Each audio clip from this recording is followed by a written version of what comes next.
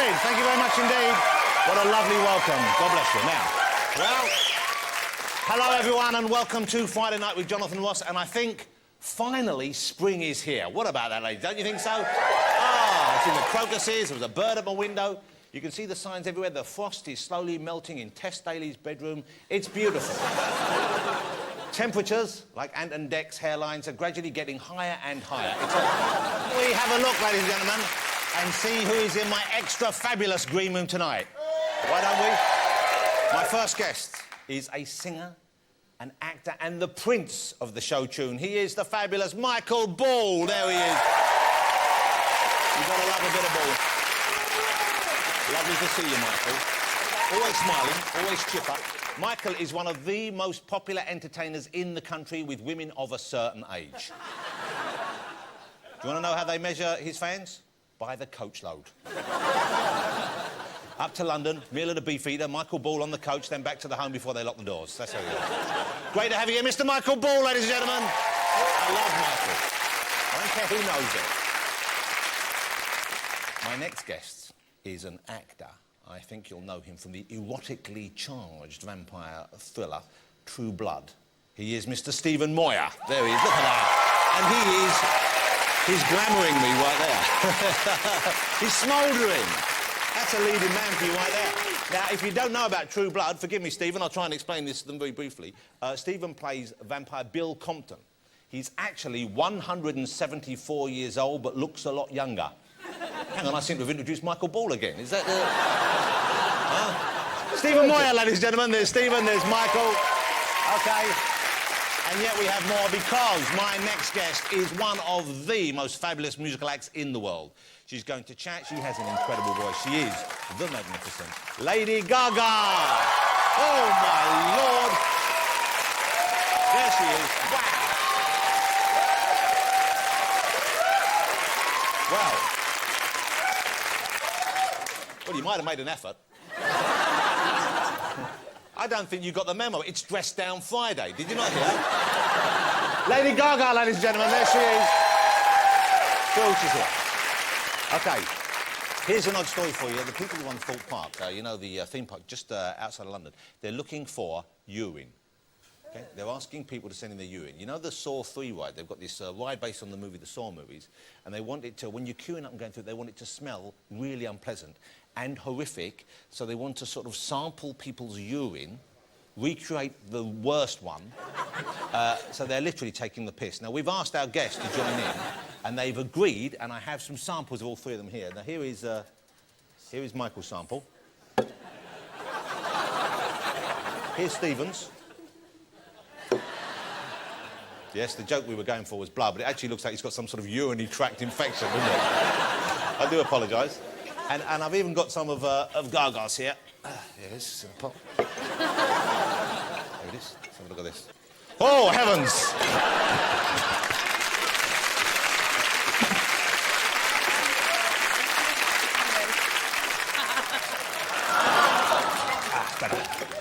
Oh, Michael, you're right, 1937 was a good year. You knew that was coming, didn't you? Oh, you're so predictable. So to speak. OK, shall we get my first guest out, ladies and gentlemen? No! Before he leaves in a huff, will you please welcome the fabulous Mr. Michael Ball, ladies and gentlemen. You shake my nerves and you rattle my brain. Too much love drives a man insane. You broke my will. Oh, what a will. Goodness gracious me. Everyone can take a joke, and it's only in jest, and he's a lovely man. Sit yourself down, Michael. Where are you going now? Don't mind. Wow, that was quite a skip. Do you see? I can see spring is here if you dance like this. Yeah. Oh, blimey. That's more tiring than you made it look, Ball. Great to see you again. And you look you fabulous. too. How well are you? Very well indeed, actually. I'm quite knackered. Did anyone see Michael Ball in Hairspray here in the West End, ladies and gentlemen? Yeah, I saw it. I saw it not once but twice. You were fabulous in that. But I know you wear prosthetics on stage, but you put on quite a lot of weight for that, and you've shifted quite a bit of it off now, haven't you? Not really. Have you? Well, I'm quite fit. I'm big, but I'm quite fit.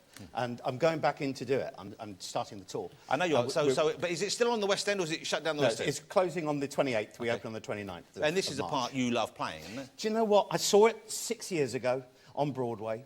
Knew nothing about the show. It had just opened. I knew the movie, the John Waters movie, was a fan of that. Had no idea about it. Went in on my own. I was doing a review thing for the BBC, and I saw it, and I had, without doubt, the best night in the theatre. And I thought, I saw at the centre of this incredible show, full of great tunes, great characters, and a great homage to the original film. Yeah.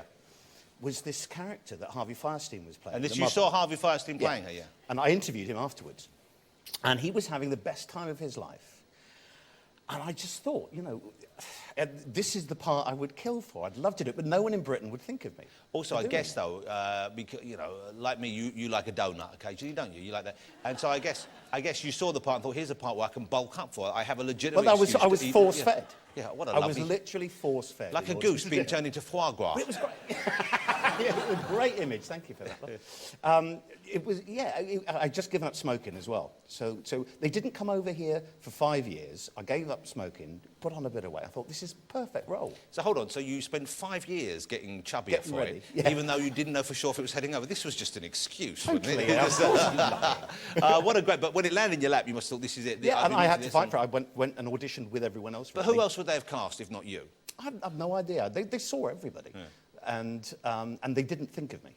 And it was me actually having to convince them. I made them pay for it since. But at the time, convincing them it was right. And so how long have you been in it for? How long have you played I that? did it for 21 months, so then I finished. Well, now that's a very long run. Longest I've ever done anything. Yeah. And I swear, Jonathan, normally I get really fed up. You know, it's a long run, you get bored. And, I'm sure. And, you know, this, never once, I think, because the show is so well done, there's so much scope to improvise and play with it. And I've never known a response at the end of a show for anything. And how do you find, after that period of time, did it get easier wearing the ladies' clothing, the heels That's and never so been on? a problem. Yeah. What about the breast? Because you wear prosthetic breasts. I've come today from the physiotherapist, because it really is hard. You wear those big old heels, boobs, prosthetic boobs, which are very heavy, and it does kick everything out of kilter. And if you're dancing and moving around, wearing costumes that weigh about a stone, and well, Lady Gaga would know those great big things. She's got to be careful of her neck. When you say great big things, we should clarify we're talking about the hats here, not the prosthetic boobs. Absolutely. Yeah. And great. so you and what are they? Are they strapped on all over or just hung around the you neck have like a bag? bodysuit, a fat bodysuit, so it gives you the bum and the shape. Yeah. Kind of looks like. Do you remember the I call it Germaine. Do you remember the cover of The Female Eunuch? No. You must do. Really famous, the Germaine Greer book. And it was like a woman's body hanging up on a... Am I on my own? No one know what I'm talking about? Yeah, yeah. It's Kind of old, aren't I? Oh, God. You're obviously the most hardened feminist in the room. Obviously.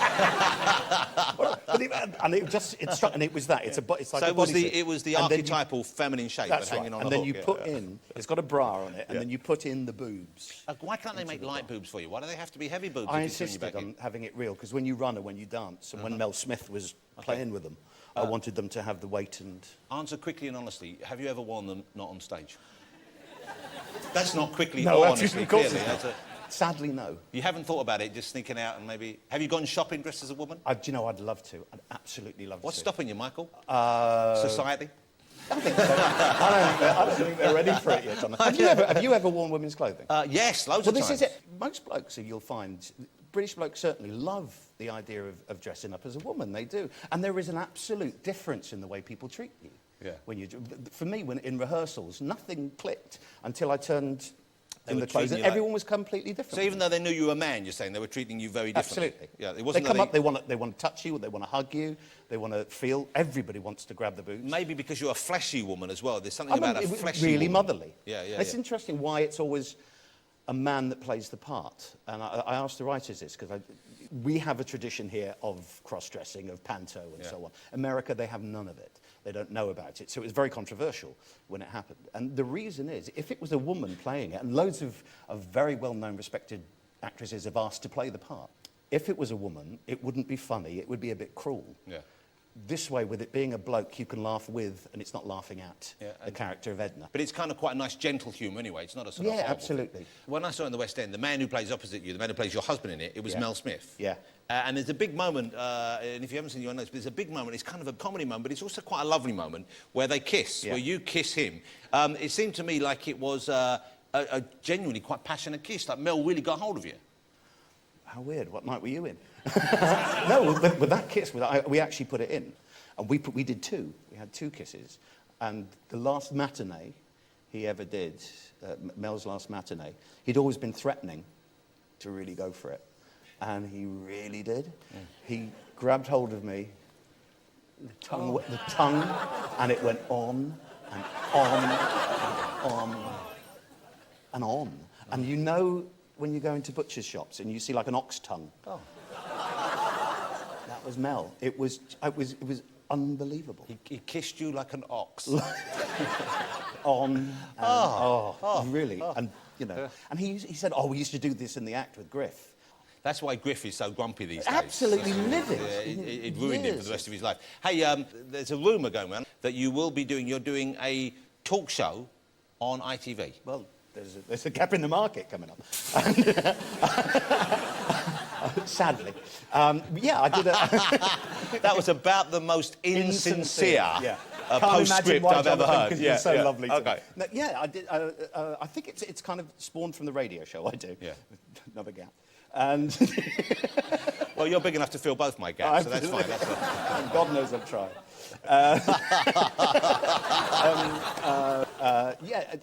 They asked me to do a pilot for them to see if it was something that I liked doing and that they'd be interested in. Well, you're a garrulous kind of fella. You like chatting. I do. And doing the radio show, I actually am far more comfortable doing the interviewing than being interviewed. Yeah. I really enjoy meeting people and talking to people.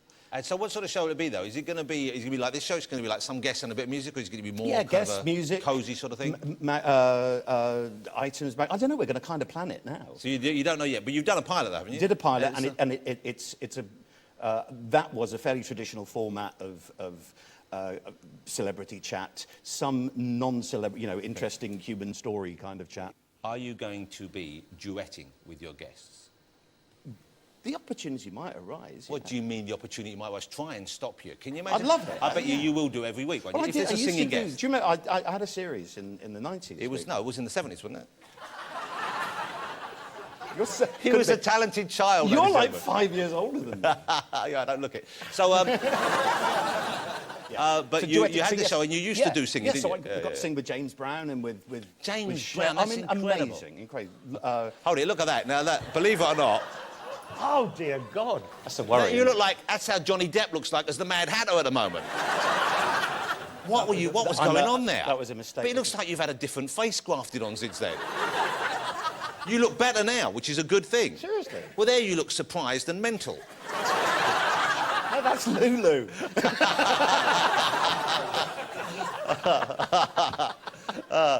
So you used to sing with them, so I guess you'll sing again now. Yeah, absolutely. When you do a show like that, when you book guests, do you have to clear it with them in advance? You say, look, we want you to come on, but here's the thing, you're going to sing with Michael, and is that OK up front? Or do you wait and give them what we'd assume was a pleasant surprise when they get there? You have to rehearse. OK. Yeah. So you double-check in advance? Yeah. So if Gaga was going to come on your show, you'd make sure in advance that she was happy to sing with you? Yeah. OK. Lady Gigi? Yes? Lady Gaga, Michael here is about to do his own talk show over on a less intelligent channel, and he wonders whether, if you were to go on it, would you duet with him? Only if he wears a dress and lipstick. OK. Set him a challenge, because that's Yeah, something that he'll be deal, doing that. anyway, I imagine, on a given night. I love a boy in a dress. Yeah, there you go. Well, there, you sorted that. Well, you see, we've brought you together there. Could you see He may well hold you to that, you know that, don't you? But, I love doing stuff like that, sure, why not? That would be fabulous. Thank you, Lady Gigi. Here's very exciting news. I love musical theatre. I love seeing Michael Ball perform live. And we have a jokey relationship here, and I like to tease you, but I do. Genuinely, I think you're a great talent. Thank you. Not that my opinion matters, but we know that. You've sold millions of albums all around the world. You can perform, and you're just about as well known in America as you are here, aren't you? Oh, no, I don't think so. No? No. You've played on Broadway, though, Done haven't you? Broadway quite a few times. Okay, I always it's very coastal, isn't it? The New York theatre, the East Coast theatre would know, but that means nothing. Stephen is the big... He's a big musical theatre. Yeah, I know. Who would have thought that? He was singing backstage. He's appeared in Sweeney Todd, when he was a young man. Yeah. And Michael is about to do Sweeney Todd as well. This is, I guess, after Hairspray or in Yeah, between? well, won't be until next year. Okay. This is next summer is the plan. And so, and who are you going to play? You Mrs. Lovett or Sweeney? Which one are you going to be? We're going to alternate. Both. Yeah, yeah, yeah. But actually, Mrs. Lovett's the better part. I guess I'll you're going be to doing be Sweeney. We're hoping that Imelda Staunton will do Mrs. Lovett. I'd love to come and see you in Sweeney Todd. Yeah, do, please. You know, Mike comes to John, he knows when he comes on, I'm going to make some jokes, sometimes at his expense and about him, but, you know, he comes back time and time again, which either says that he's a wonderful human being or just plain stupid. Yeah. I prefer to think the former, because I genuinely do like him. I love having you on. I love you too. I'm going to miss you a lot. Oh, stop being so showbiz. You started it. What do you mean you'll miss me? I'm not actually, they're not putting me down. I'll still be around. I'm not going off to be made into glue or something. Yeah, but I never see you any other time than when we're talking to well, you. You should... But seriously, will you come on and be a guest? I'd love to. I'd love to. You're not probably very comfortable doing interviews. Yeah, I don't enjoy being interviewed. I'd be much nicer than you are to me. Much. I promise you, I'd be really nice. You'd probably enjoy it and go, that was a fulfilling experience. And that's how it's done.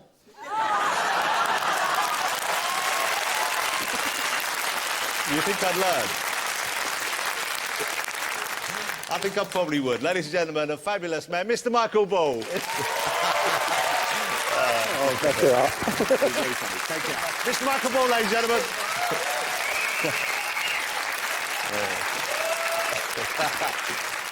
Shall we get my next guest out, ladies and gentlemen? Well, it's great to have you here. A proper leading man. How lovely to have you here. I had no idea, it shows you how stupid I am, I had no idea that you were British. When I first started watching True Blood, I assumed you were an American, which is, I guess, a tribute to your acting skills, because you play a guy, is he from Louisiana originally? He's from Louisiana. He's from a place called Bontemps in Louisiana, and he's part of the American Civil War, and then he gets turned into a vampire around that time. So where are you from originally here in the UK? Whereabouts?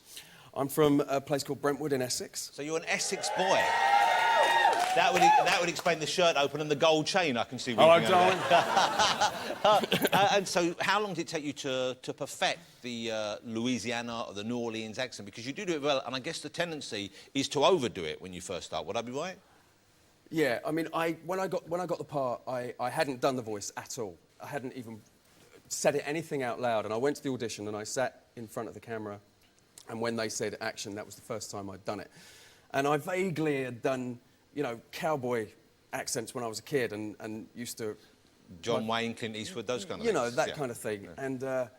And so the first time I opened my mouth was the first time I'd done it, and it was kind of there. I was quite surprised, and they were surprised, and then when I got to America, we sent the tape later that day, and Alan Ball saw it, and I flew literally the next day. But, you know, it was a great part to get, and also, you must have known it would be the kind of part that people at least would like initially, because certainly at the moment, the last few years, vampires couldn't be hotter. People, they love a vampire, don't they? It's unbelievable, isn't it? It's quite a sexy show, deliberately. Yes. Of course, it's not a show for kids. It's kind of quite a grown-up show. Explain to people who might not have seen it yet. The vampires, there are humans who want to sleep with the vampires, and some vampires, your vampire in particular, seems attracted to a human, and the vampire's blood is used as a kind of it's not an aphrodisiac, it's more like a stimulant, isn't it, for human Well, it's beings? almost a hallucinogen. The idea is that there is this synthetic blood drink called True Blood, and the drink has been developed so that vampires don't have to feed on humans anymore. And this synthetic blood actually exists now. I don't know if you knew that. They've actually made synthetic blood? They've made synthetic blood for blood transfusions during war situations and stuff like that. And so the idea is that the vampires no longer need to feed on. So they could be like vegetarians almost. They could exactly that. Yeah. So, but of course it's nowhere near as good as the real thing. No, it never is. It never is. Is it? From experience. I don't know. And so, you know, we play with the idea that none of the vampires really can do it. Yeah. They have to feed on the humans, and then the vampire blood is in itself a kind of aphrodisiac, hallucinogen, and people get hooked on it. So I think Alan Ball, who's the creator of our show, was able to use it as a kind of a reference for drugs, and people get hooked they on want to get high in it. So the difference between the fake blood and the real blood, it'd be like when you have lager. If you like lager, then you try one of those non-alcoholic lagers. Exactly that. And you think that's just revolting. Yeah. Why would anybody do that? You go back to the real thing. Exactly. The fans do obviously they can differentiate between fantasy and reality. They know you're not really a vampire, but I'm guessing they like that side of you? Do they want you to treat them a little bit like the way the character acts? Yeah, I should think me and Robert Pattinson have been asked hundreds and hundreds of times to bite them. You know, So first people thing- actually want you to bite them? People come and they say, you know, can I have a picture with you? Bite me, go on. Can you bite me? I'm sorry. They actually, but do they want you to pretend to bite them, or do you think they actually want you to break I think the they skin? want you to break skin. Have there been people where you've thought, well, actually, I would quite like biting you, either because they're very attractive or just very annoying? When I saw you earlier, I thought, what are you wearing? You smell nice. You might need to have a little. I'd like to have a little nibble of you. Obviously, only a little one. Yeah, please don't break So the I've heard. skin. Let's talk about the teeth, because you don't see the fangs all the time. They're not there all the time, but sometimes you obviously have to see the teeth. And Yes. your ones are kind of more at the front than often we think of them as the side ones. So sometimes they're kind of nearer the front, aren't they? Yes, we chose to put them on the eye teeth, these teeth, and Well, that makes sense, because they're nearer where you'd bite. yeah, and I think they look kind of more gruesome. Yeah. I've got them here somewhere. Here you go. There you go. That's pretty good, isn't it? That's Yeah. pretty, and they're pretty convincing. And they're sharp. So you can talk with them. You can, and can you? Is Well- it easy or hard to act when you wear them? It takes a bit of a while. You start because everybody talks like that, and it's not very scary at all. Yeah. And He there was- sounds a little bit like Trigger from Del Boy there. Yeah. It's a bit like that, isn't it? And there was this, you know, during the first season when we were all just starting, they used to have a back plate on them, and because we were So right experimenting up in the with back of the ideas, mouth, like yeah. a kind of like dentures. like a retainer, you know. And we were all sitting around. There's a bunch of us, and everyone's talking about work and, you know, what have you been up to? Oh, I've been doing this and just been doing a play and so and so, and you know, work's been really hard to come by. And okay, everybody, can you put your teeth in? Yep. So I go, and then I said to my agent, if they don't get them, and it was everybody sounded like that. But it must be a So- relief when you're wearing them, when you're acting. It must be a relief at the end of the day when you get to take your teeth out.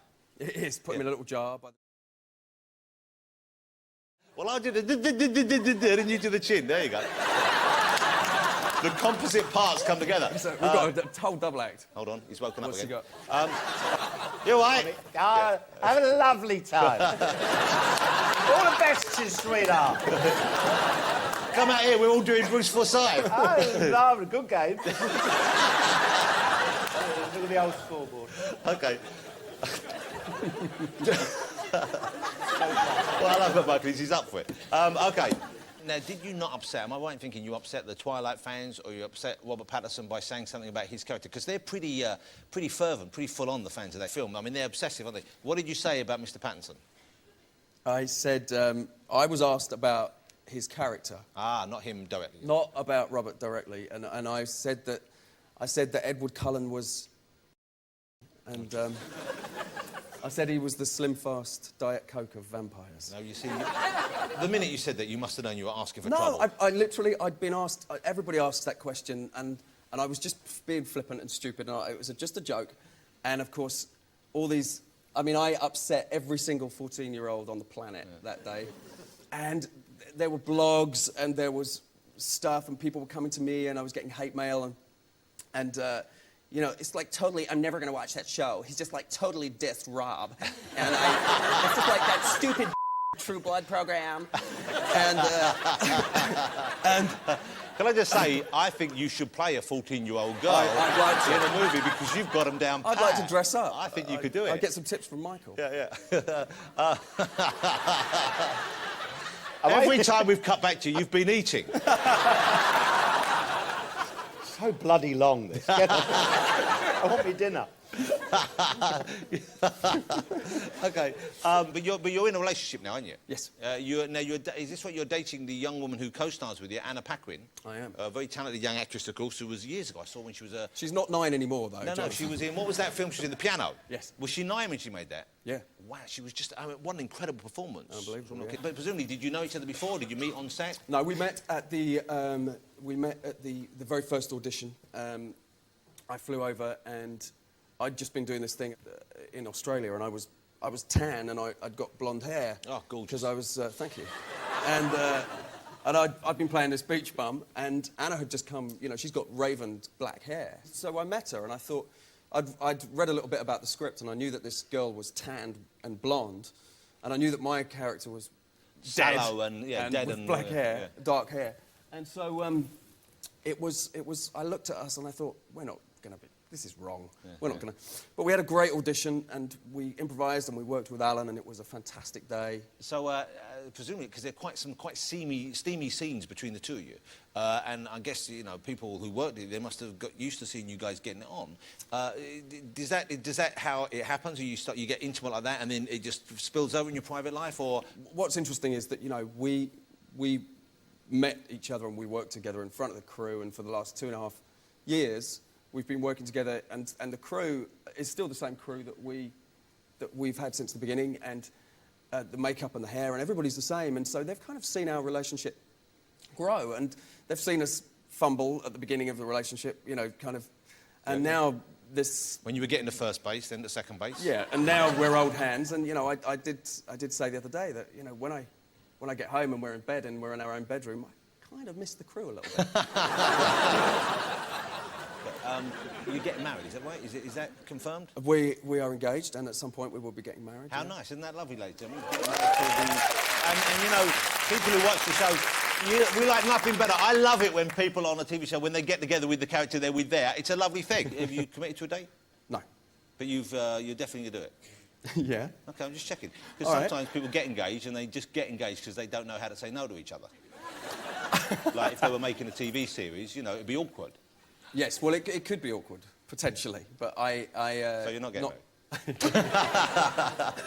No, we will definitely do it, but... but that's that. I'm really pleased. And is there... I'm not going to tell you, Jonathan, because Why then not? you'll tell them, and then we won't be able to do it in private. Michael's sitting there not eating, but he's thinking about what's on the table in front of him.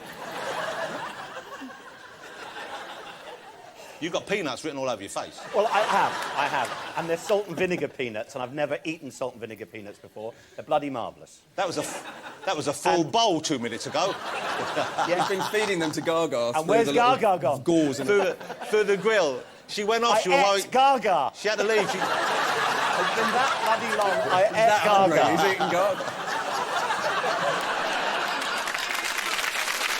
All right. So the series is going really well.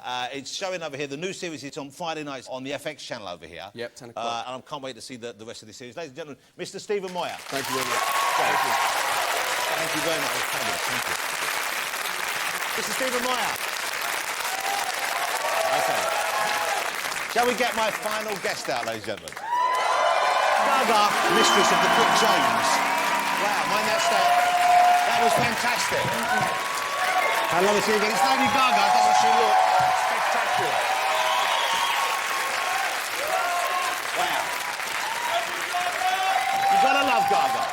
You really do push the boat out. Congratulations on this. And that's not a working telephone up there, though, is it? Hello? Hi, Jonathan. How are you? I'm very well. You don't have to use the phone. It's OK. Come here, you cheeky minx. Look what we got you. Thank you. We got you a new teacup It's to so replace the old sweet. one. You Isn't put that it in nice, my ladies and dressing gentlemen? To room. replace Isn't the that one that nice? was stolen by me when she came on last time. Look, what an incredible year it's been for you, because when you were on last time, I think people were coming to terms with who you are. They were beginning to enjoy your music, but you were sort of seen as a bit of an oddity. Would that be fair, do you think, back then? I guess so, yes. Yeah. And now, I think they maybe came to wonder what all the fuss was about, and now they love what you do. Oh, thank you. Thank you so much. It must be very satisfying for you. Well, I really love my fans. I really love my fans. And one of the most exciting moments has been just this past week I played at the O2 Arena, and it was sold out with the most beautiful, amazing costumes and dancing and sweating and singing, and I just love my fans so much. But that's what the incredible thing is, because I've only seen photographs of this. I'm going to go and see you, because you're coming back here in May, I think, for some more dates. But you see people go to the Lady Gaga concerts dressed, not really like you, but you kind of inspire them to become glamorous, I guess, to be... There's some people there. I know that looks like an outtake from Little Britain or something, but that's just a couple there. But people just go crazy, don't they? They really... They're great. And I guess that makes part of the fun of the show. The whole thing is them as well. You won 3 Brits this year, or you awarded 3 Brits. You got 2 Grammys, is that right? Yes, 2. That's incredible. Thank you. He's so nice this year. Well, I was trying to be nice last time. I think you didn't expect me to be quite as good looking or something. What was it? What happened? Yeah, terrifyingly good looking. Yeah, there you go. Thank you. the clothes thing has become such an issue now. Everyone wants to see what you wear next. Everyone loves seeing these outfits. It's like performance art, really, and I'm sure that's partially the intention. Do you ever worry, though, that it will overshadow what you did, overshadow the music, or is it all much of a oneness? No. I'm going to hang up on you for that because otherwise question. you'll be charged a fortune for that call. It's OK, though. Don't panic. I'm on a friends and family list. I think that for a very long time, I haven't really yet in my generation had sort of a figure that was really an escapist figure for me that I could latch onto and have the fantasy of the music and their life really inspire me. And I guess I've always lived, since I've been in New York writing music, this very sort of art-centric, glamorous life, and it's important to me to always be that for my fans. And the idea of showbiz, Michael Jackson, showbiz, and the sentiments of music and performance. Today, with the media and the way that it is, you see absolutely legendary people taking out their trash. It's something that we as a society don't really want to see, but we keep buying into it, and I think it's actually destroying show business. So if anything, there is absolutely no way I would ever give up my wigs and hats for anything. Yeah, because I don't think I've ever seen you looking less than spectacular. Thank you. So you must put that work in all the time. But where do the clothes come from? You come up with the ideas, you have a team of people suggesting stuff to you? Well, the House of Gaga is all my friends, and they travel with me a lot, but we work in so many different cities around the world in making new clothing. The living dress that you just saw for the Brown Eyes performance, that's something that the House of Gaga built, inspired by designer Hussein Chalayan, a living dress. Well, it's a marvellous piece of technology.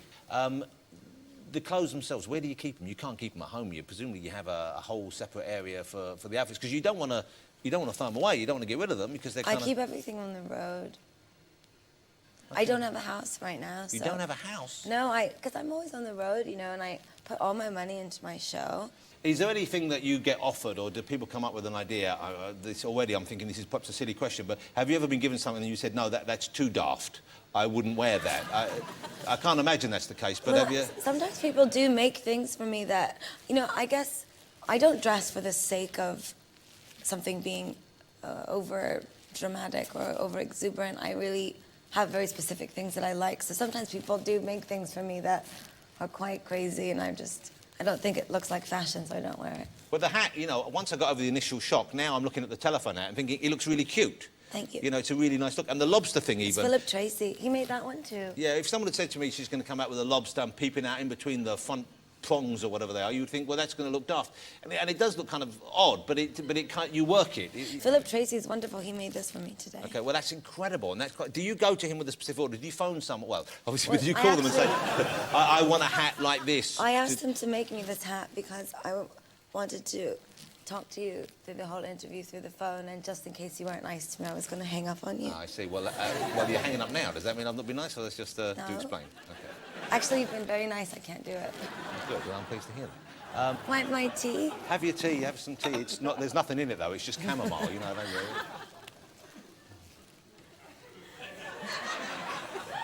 It's interesting, I think, that you're talking about no one inspiring you, but you are now inspiring, I would have thought, the tens of thousands, hundreds of thousands of people to maybe be a bit bolder, to be a bit brasher, to be a bit more adventurous out there. And that must be, I would have thought, what a thrilling thing, because you were inspired and now you in turn can inspire others. Well, in reality, I can't really expect everyone to dress like me, and I actually don't at all. Yeah. That's not really what it's about. It's about be whoever you want to be.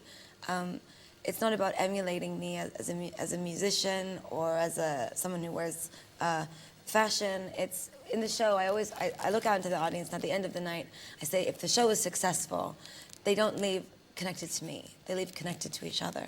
They've found a bond between one another. I mean, from going to see bands when you were younger. Yeah. It's like and you recently... show up and you go and you feel like you're a part of something. Yeah, you feel part of a gang. And in a way, if someone is kind of a very individual performer that way, who not everyone necessarily gets, not everyone understands, you feel closer because of that. You feel like you're really part of a Yes, and I truly was, and I still am in some ways, an outcast from the music industry, because what I do is so different, and I don't really have any friends in the music business. None at all. That's a very. And that's really why, you know, it's when You you don't- when you but bring people up like you, don't when they? you bring up people in Britain who are in fashion, they have been the ones that have really been my friends and who have said there is a place for you in the avant-garde world and we love you, and in that way I felt like I had a place to belong. I get the feeling from you saying that. Did you feel surprised that people in the music industry didn't warm to you then? Didn't immediately get you, didn't like you, in the same way the fashion people I do? didn't really care. I was just very excited that I had a record out, and today, actually, to answer your question about the fashion overshadowing the music, we just went diamond worldwide. The album has sold 10 million records, so I didn't even know you could go diamond. Diamond sounds incredible. Is that more than platinum or what is that? I don't understand. yeah, it's more than platinum. More than platinum. I didn't know you could go more than platinum. It's exciting. I feel so blessed, but in that way, I guess it's sort of the testament to, especially in the age of piracy and how many people are not buying music anymore. Well, I think a lot of your fans buy the CDs to turn them into hats. Yes, they buy 4 and 5 copies, and they're so cute. They stand outside the hotel and they say, they come with Lady Gaga, we love you, but we've been waiting for 10 hours. I have 5 CDs, and you must sign all of them. This one in red, and this one in blue, and this one in yellow. You could, you can, I imagine, we've talked about you making the effort whenever possible, but you could sneak out kind of undercover in slobby clothes and they wouldn't know it was you. Listen, I promise you, first of all, I don't wear slobby clothes. I bet you, come on. Gaga, listen, now for 1 second. Come on, you wake up in the middle of the night and you know, you've had a late night, you've been out, and just for the fumes from your audience, I understand, would probably be intoxicating, and then you want to just sneak out somewhere. You must have a pair of old sweatpants you pull on. A vest. If you're watching TV, have you been tempted by a slanket? Don't do that. No. Look, I'm imagining. Have a look at that. What do you think? Do you think you could? Don't you think that would? Doesn't that look? That's a slanket. That's horrible. It's not horrible. Actually, All right, it's a bit horrible. There's something funny though. On the Monster Ball tour, we make these for the guys that rig my show because they get cold sometimes in the arena. So we have little we call them snuggies. Snuggies. So they're walking around like all in one blanket suits. It says Monster Ball on the front. Wow. Well, like you have to send me one of those. But I don't wear. It's fine that I don't. Do I have to dress that way? No. No. But I'm saying it's all right to be different. It's fabulous Everyone to be different. who's watching. You know I'm not saying, but I'm thinking I would like to see, could you conceive of coming on here one time and just show us, maybe sneak out for a second at the end and wave, just wearing whatever you normally wear when you've fallen out of bed? I look impossibly fresh when I fall out of bed. But I would say this, that I would rather die than have my fans not see me in a pair of high heels. And that's showbiz. That's a mission statement. Let me ask you about, can I ask you about your personal life? Hello? Well, OK, I won't push it, but I was just curious as to whether or not there is, at the moment, a Lord Gaga. I don't really have time to get to know anybody. I'm sort of single and alone, but I'm not miserable, not yet. I'm sure it's coming. It's looming. No, but I don't have time to get to know anybody on the road, and I am so busy, and nobody will put up with my craziness. I'm sure, come on, I'm sure there will be someone out. Jonathan, I just threw my last tour out the window and put a new show together in 2 weeks. But if you are over here, whatever you do, don't marry a footballer, OK? Why would I marry a footballer? Exactly. That's a question I'm not any going- sane girl should ask herself. I feel completely detached from the celebrity world. I mean, I know that I do get, sort of hounded a bit, but you never see me falling out of nightclubs. No, you don't. You're not that. With other people.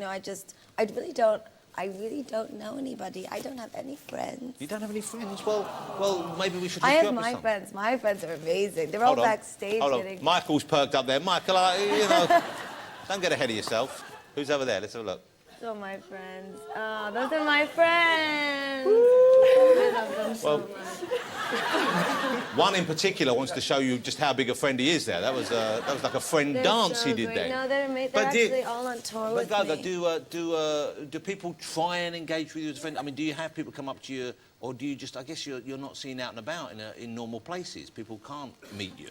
It's funny because I don't go out very much. I love people, but I don't love old people. You don't love old people? No, well, you know, it's always, I mean, I'm just being realistic and honest, and I just feel very uncomfortable when I go to those really big, giant celebrity events, and people will walk right by me and not even look at me as if I'm not there. But they're scared of you. If you're wearing a lobster on your head, they're scared. They're a bit, you know what I mean? No, they're probably Isn't intimidated. it just nice to say hello? Yeah, well, they should Hello? say that. But, Good morning. But I can't believe that. I think, because when I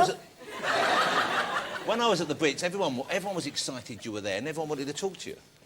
I didn't speak to anyone at the Brits. Shall I tell you why? Okay.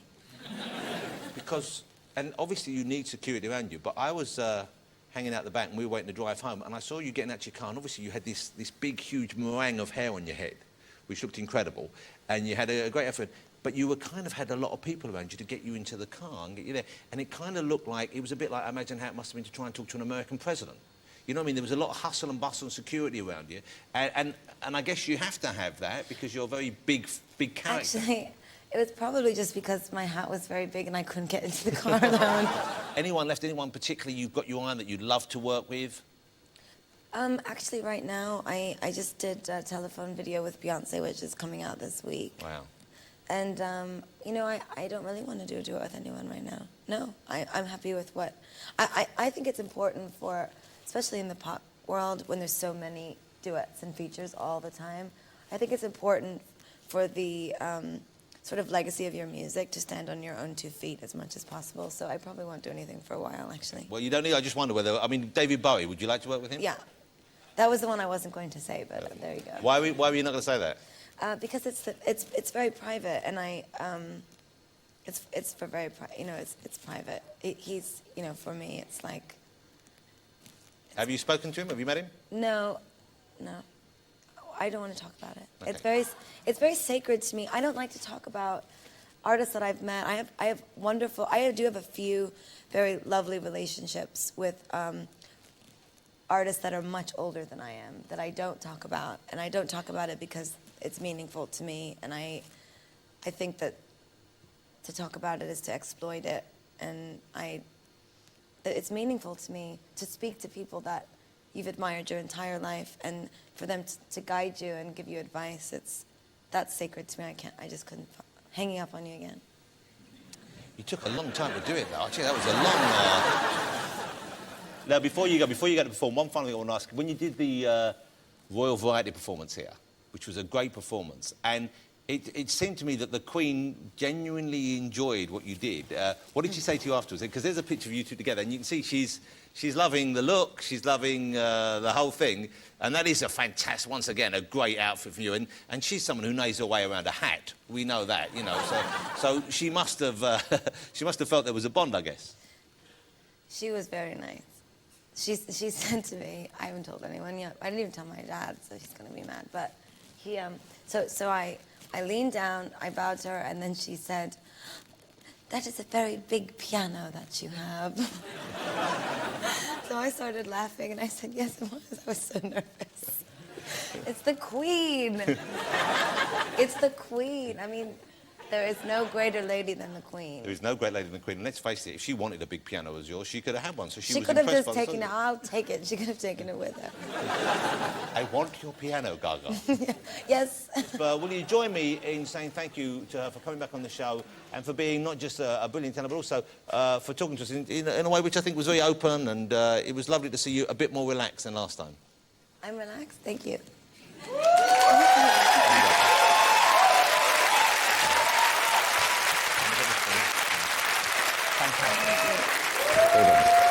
Lady Gaga, ladies and gentlemen.